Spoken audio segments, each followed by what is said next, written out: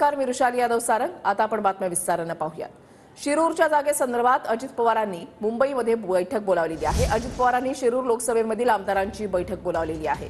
अजित पवारांच्या शासकीय निवासस्थानी ही बैठक होणार आहे। बैठकीमध्ये शिरूर लोकसभा लढवण्यावर सविस्तर चर्चा होणार आहे। योगेश बोरसे आमचे प्रतिनिधी या संदर्भात अधिक माहिती देतील। योगेश, शिरूर लोकसभा मतदारसंघात महायुतीकडून नेमकं उमेदवार कोण असणार आहे हे अद्यापर्यंत निश्चित होऊ शकलेलं नाहीये। कारण शरद पवार गटाकडून खासदार अमोल कोल्हे हे पुन्हा एकदा त्या ठिकाणी निवडणूक लढवतील हे जवळपास आता स्पष्ट झालेलं आहे। त्यांनी प्रचारालाही सुरुवात केलेली आहे। मात्र दुसरीकडे महायुतीचा उमेदवार कोण असणार आहे हे अजूनपर्यंत स्पष्ट होऊ शकलेलं नाहीये।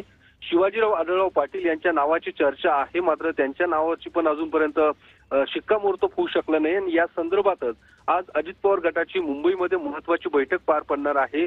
ज्या बैठकीला शिरूर लोकसभा मतदारसंघातील अजित पवार गटाचे जे आमदार आहेत त्यांना बोलवण्यात आलेलं आहे।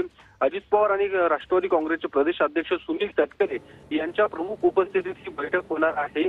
अजित पवार यांचं शासकीय निवासस्थान मुंबईतलं देवगिरी या ठिकाणी ही 11 वाजता बैठक सुरू होईल। 11 ते 1 या बैठकीचं नियोजन करण्यात आलेलं आहे आणि बैठकीमध्ये एकूण नाव निश्चित केले जाऊ शकते, नेमकं कोणाला उमेदवारी दिली जाऊ शकते। कारण शिरूरची जागा ही अजित पवार गटाने मागितलेली आहे, त्याच्यावर दावा सुद्धा वारंवार अजित पवार गटाकडून केल्याचं आपल्याला पाहायला मिळालं होतं आणि ती जागा ही अजित पवार गटाला मिळणार हे जवळपास निश्चित झालेलं आहे। त्यामुळे नेमकं कोण उमेदवार असणार या संदर्भातच आजच्या या बैठकीत चर्चा केली जाईल आणि त्यानंतर महायुतीची जी काही बैठक असणार आहे त्यामध्ये हे नाव निश्चित होण्याची शक्यता आहे। त्यामुळे अजित पवारांनी आणि सुनील तटकरे यांनी आजची ही बैठक बोलावलेली आहे। धन्यवाद योगेश दिलेल्या सविस्तर माहितीसाठी।